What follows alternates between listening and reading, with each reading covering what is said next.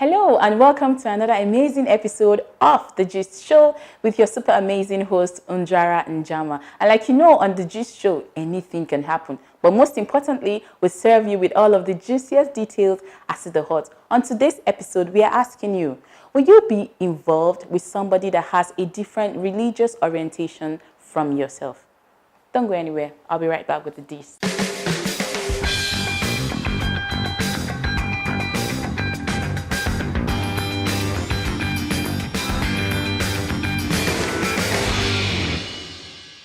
Like someone rightly said, love does not have a religion.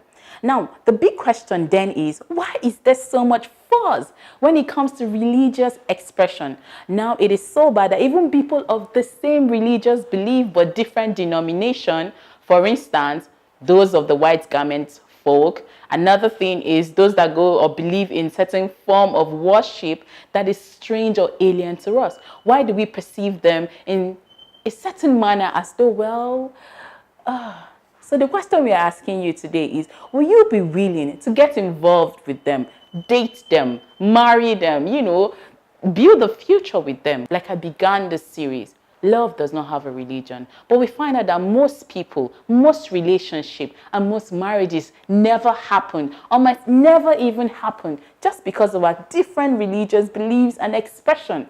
But why is this? There's also an aspect to it. A lot of people, though they are willing to express themselves or willing to accept other expressions of religion apart from themselves, but when it comes to going the next mile, you find out that it is not necessarily their own making. You hear stuff like, for me, I think I'm willing to go with you the other mile. But what about my parents? What about what people would say? What about this and what about that? And you find out that it might not necessarily be their own definition or their own decision to make in the long run, but the decisions of people outside the relationship. So open up your mind and join in the conversation. What do you think? Can you go all the way? Or would you just see someone and say, oh, you're a Muslim?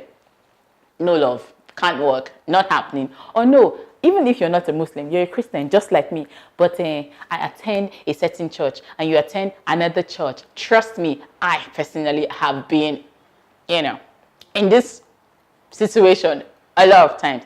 Well, I'm a Celestian, and so you know what that means. But then, why do we have this kind of connotations?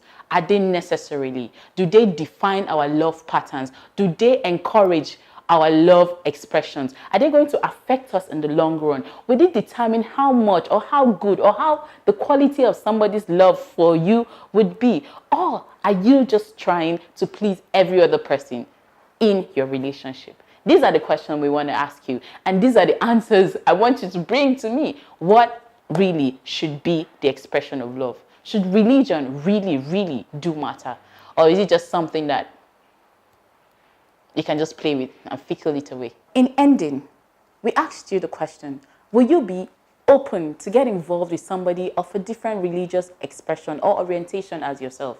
Beyond the different expression or orientation, it's possible that both of you are actually Christians or Muslim, but because you believe in certain things and certain modes of worship and the other person doesn't, does that really matter?